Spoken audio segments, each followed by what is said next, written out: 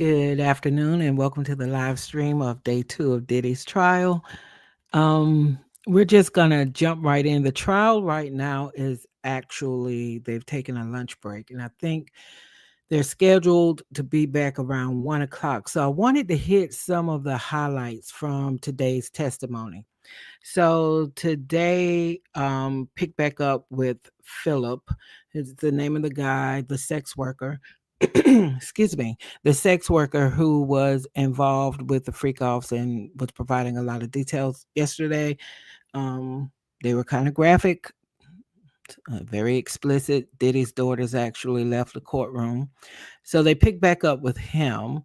And Cassie is also currently on the stand. She has um, took up most of the morning. And when they return back from lunch break, she will be continuing her testimony. So if we take a look at, I'm going to share um, some of the tweets that are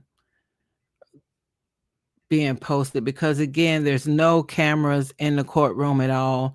I've seen some reporting for Cassie's testimony where they said that she had I guess she was crying during some of the testimony.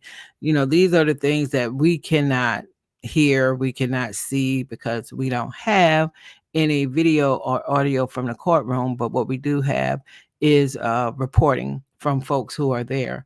So I am going to share just a stream of text messages that were reported um, while the witnesses were on the stand. So just one moment, please.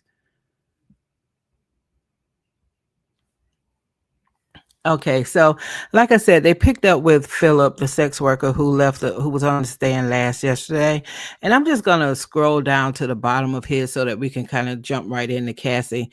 Long story short, he just recounted more of their interactions, more of when they met up. He talked a bit about how he cared for Cassie and how he wanted to protect Cassie. But then there seemed to be some contradicting feedback when he was crossed by Diddy's attorneys about that. And I'm going to pick up somewhat, I think, in that area. So Diddy's attorney said in that, okay, let me go back up. Let's go up one. So Diddy's attorney says, this document, do you see where you said, I'm on the Upper West Side? She says 10 West End Ave. Hit me when you're there. The sex worker says, yes, Philip. Diddy's attorney said, do you see your text? Don't give a fuck. I'm a little tipsy. I love y'all N-word. And Philip said yes. So Donaldson said, and that was after the beating, and Philip said yes. And then Diddy's attorney said nothing further. So I think what Diddy's attorney was trying to point out there is that, you've told us how much you cared about Cassie and these entanglements you all were involved in. But it kind of contradicts what he said in his text message about I love y'all N-word. So I guess they were just trying to call it out. I could tell you this witness, Philip, to me, he didn't really do much for the prosecutor or the prosecution side of this case, because what really stood out to me, if anything, it was just more salacious details about what they were into in the bedroom. He mentioned some of the things he heard, far as like he said he heard slapping, but he didn't literally see any beating in one statement he made. So I think he maybe gave another eyewitness view to some extent to the domestic violence. So I would say between day one and today so far, one thing that I would say the prosecutors have completely proved, and if it wasn't already proved by what we saw on that videotape, is that Diddy is guilty of domestic violence. Diddy's attorneys own that up at the beginning of their opening statements that he is guilty of that. They take ownership of the fact that he's done these things, right?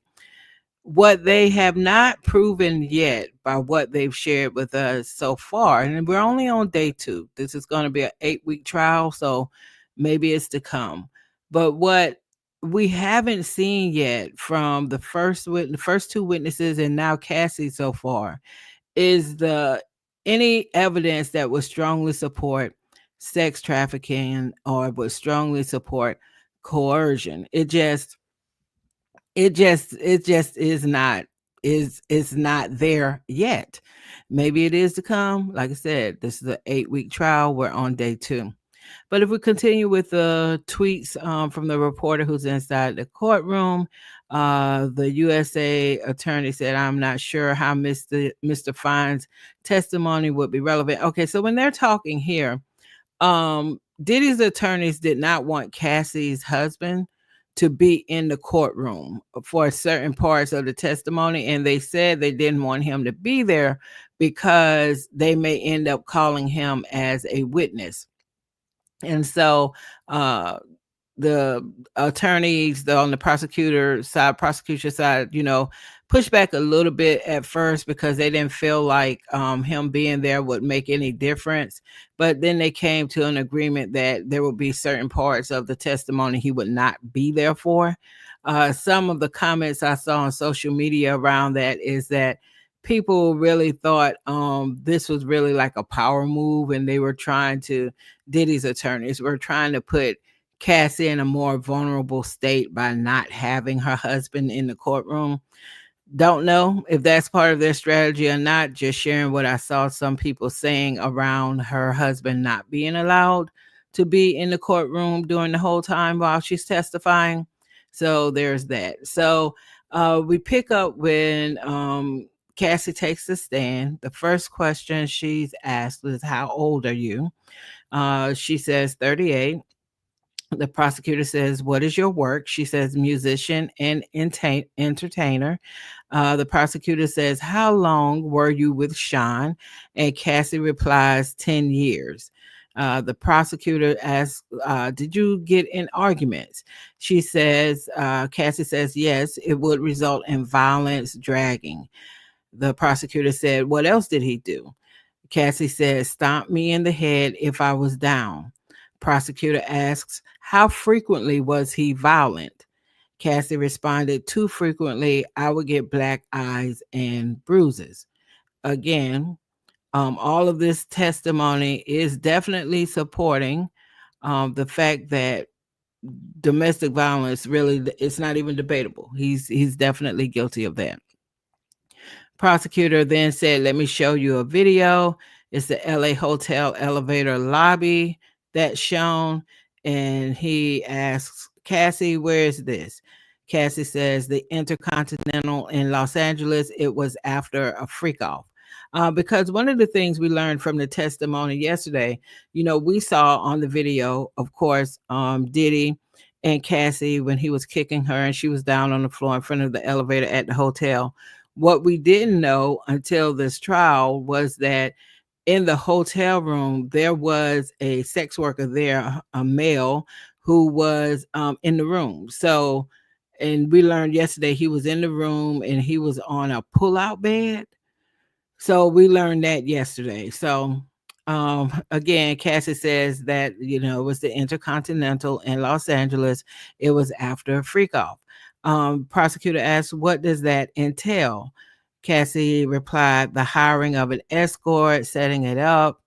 Prosecutor asks, "How did you feel when he first asked for it?"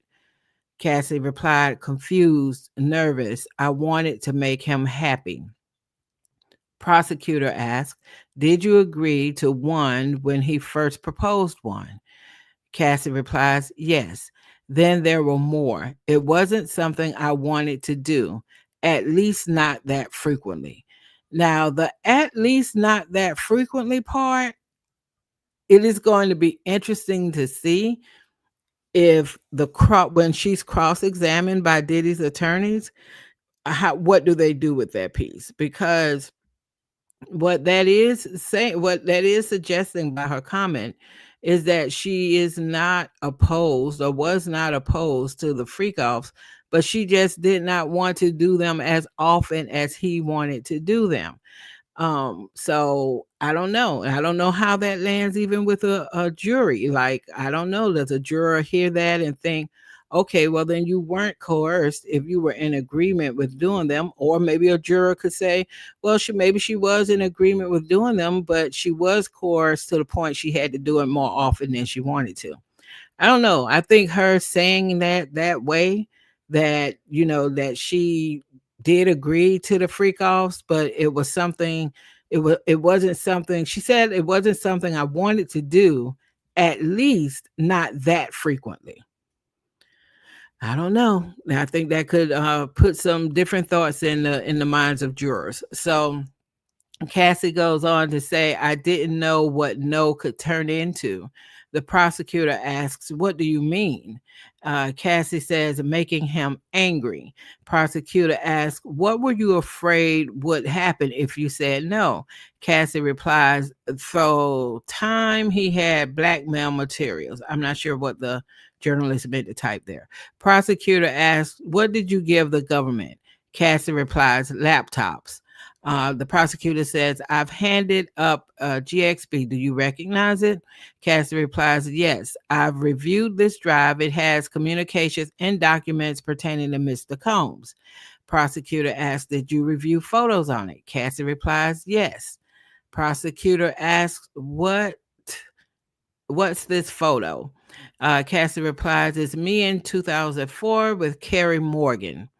Prosecutor asks, when did you sign with Bad Boy Records? Cassie replies, 2006. It was a 10-album deal. Now, I don't recall. I mean, I don't know if Cassie ever released, I'm pretty sure she didn't release 10 albums, but I don't even recall a first album. Maybe I know she had songs or a song, but I just don't recall any of them. Okay, prosecutor asks, did you release any after late 2006? Cassie replied, no. Well, there's the answer that as far as the number of albums. A prosecutor asks, who's in the photo? Cassie replies, Kim Porter. She was Sean's ex from before me and the mother of his children. Now, this wording is also very interesting because when Cassie started dating Diddy, he was at that point in time publicly linked to Kim Porter. So I don't think she was his ex from before Cassie. I think Diddy, because of course he's when is he ever with just one woman?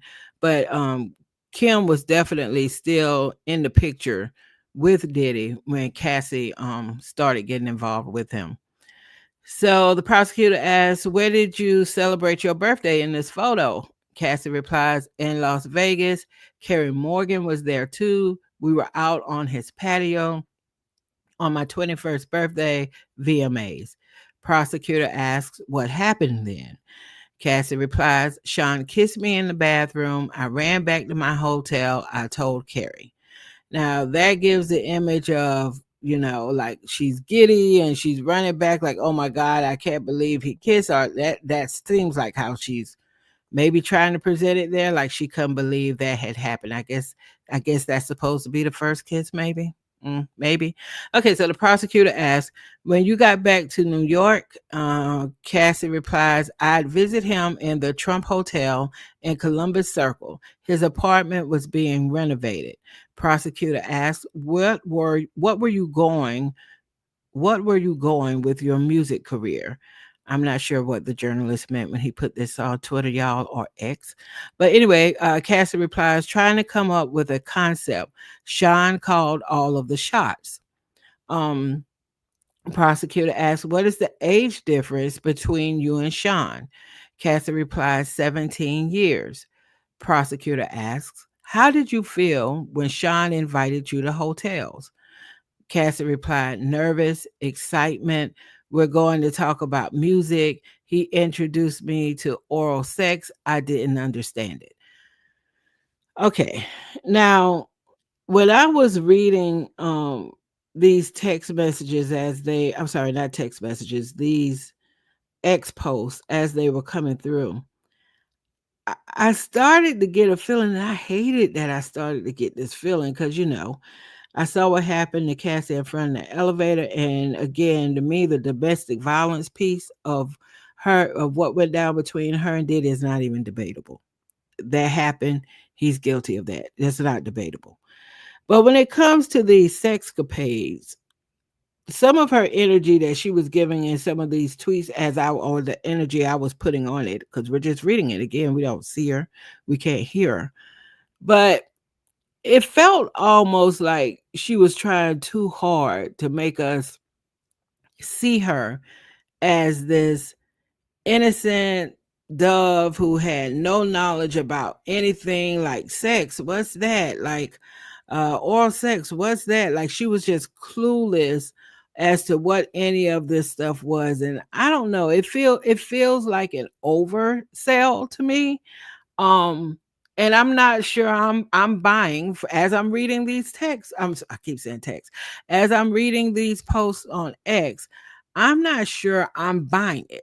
Quite frankly, I'm a little bit skeptical of that presentation about, just how she was just so naive about everything that was worldly. I'm not sure I'm buying that, but again, that's coming from me reading these posts that are being put out here by a reporter who's inside the courtroom. The jury could be having a totally different experience because they get to see her, they get to hear her voice, they get to also see any emotion that she might be expressing. So all of this could be coming across very differently in court with the jurors. And so then the prosecutor asked, "Did you visit Sean in Miami?" Cassie replies, "Yes, I went with Kerry Morgan and Dallas Austin." The prosecutor asked, "What did you and Sean do together?" Cassie replied, "Sexual intercourse. He gave me blue dolphin ecstasy on a boat." Prosecutor asked, "Had you once before taken ecstasy unintentionally?" Cassie said, "Yes."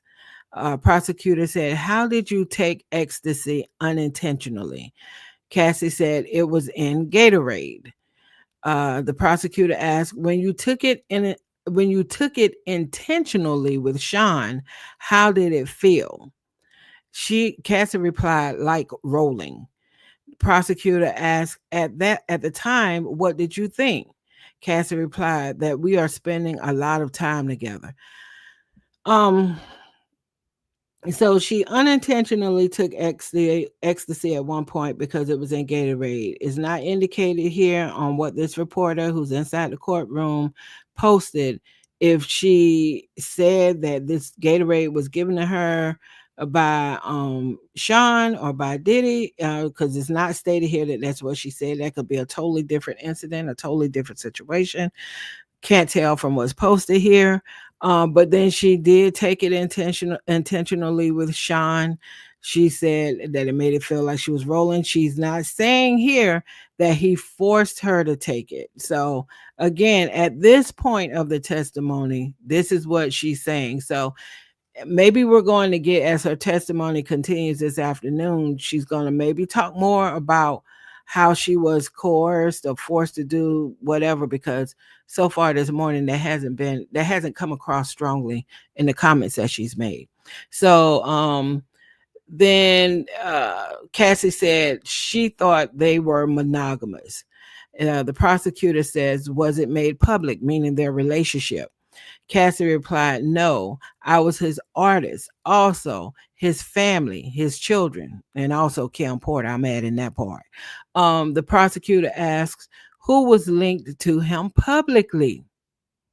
Cassie replied, "Kim Porter." So let's okay. So this is another thing that started making me look at Cassie side eye with side eyes. How could you think you all were monogamous, but yet you also say that he was publicly linked with Kim Porter? So this is like you're not being, girl. Come on now, let's call a thing, because this is gonna mess up your case or this case if you're like being making comments like this, it can make the jurors actually question your credibility on other things, and maybe they should. I don't know. But you can't say, I thought we were monogamous, and then say that Diddy was linked with Kim Porter publicly at the time that you were dealing with him and had been sexually intimate with him. You knew that he was publicly connected to Kim. So there's a contradiction there in what she's saying. The prosecutor says, how did Sean treat you at this time? She said, we had fun. Prosecutor asked, what was his lifestyle like? Cassie replied, he had all these assistants. He could get things done. He traveled quite a bit. Prosecutor asked, what's this photo? Cassie said, Sean and I at a strip club in New York, like 2007 or 2008, Halloween. Prosecutor asked, how did Sean's moods vary? And Cassie replied, day to day. The prosecutor then asked, when it swung, could you describe it?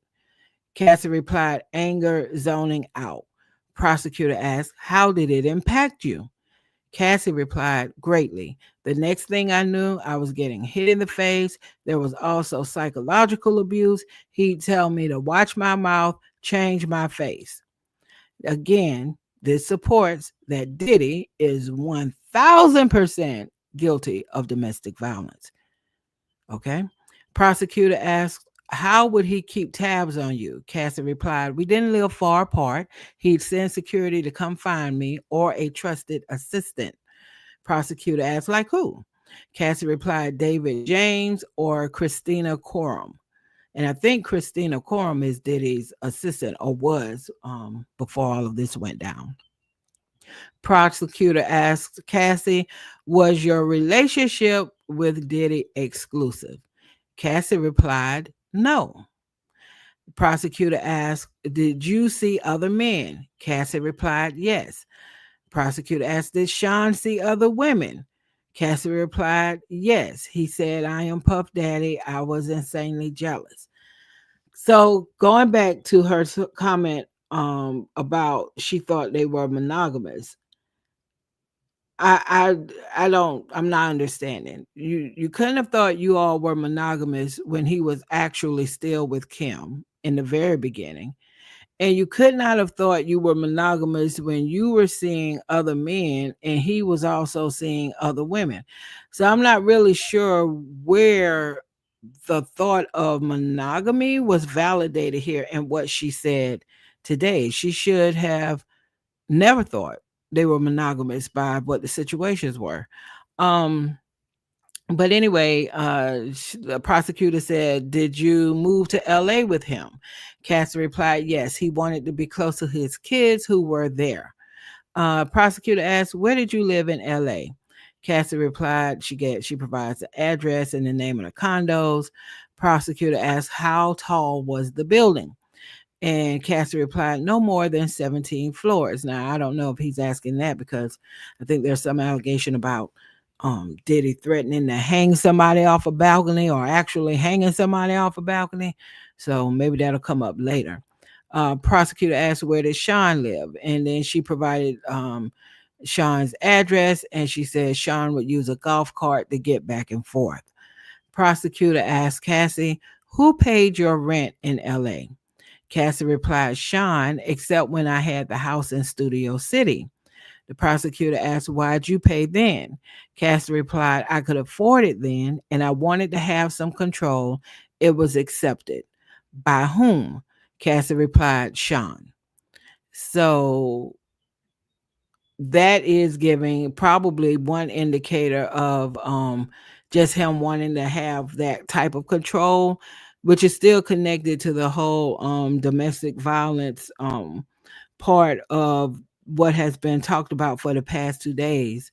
So again, he let her move into a house or in Studio City, but the way she worded it here, she was able to do that because he accepted that move.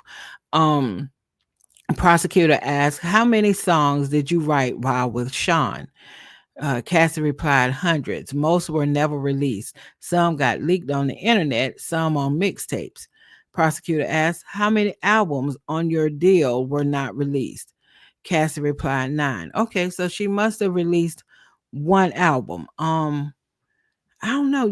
I don't recall any of her songs, so I may go back and look at that one album and see whatever was supposed to be the most popular song on it and take a quick listen because I don't recall. I mean, I just don't recall any of her music. I know I've heard her, and whatever it was probably something I put in like the bubblegum category, but I don't know. I'm gonna give it another listen though, just so I can make sure that I'm, at least understood what kind of artistry was going on at that time. But anyway, the prosecutor asked, did you get paid for them, meaning her albums? And Cassie replied, no. Cassie then said the freak offs became a job.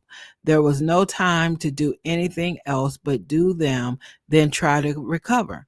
The prosecutor asked, how much time in your week would freak offs take? Cassie replied, the longest was 4 days, significant periods of time. And the judge said, we'll take a break here. So they're on lunch break. They should be coming back in a few minutes now because it's 1 minute after 1 o'clock. But I just wanted to share as much of, if you could call it, verbatims that we're getting from reporters who are inside the courtroom. I may do another video, not necessarily a live, but just to kind of call out some things that I've noticed while this trial has been going on, like maybe what the big moments were or what were the things that really stood out. So anyway, I am going to tap back in to whatever's going on in court right now. Cassie will be returning to the stand. It's going to be interesting to see if she completes her testimony today. She might be on the stand for more than 1 day, since she is what everybody has been calling the star witness for the prosecution. So she may actually end up being on the stand for more than 1 day. So I'm going to tap back in now, see if they're headed back into court. I'll come back to you all with another live this afternoon after the day has wrapped up. Thank you for watching this live. If you're rewatching it, please give the live a thumbs up, drop a comment, share what you think about what you heard here or what you just think about this case overall. I appreciate it. Until the next time, bye.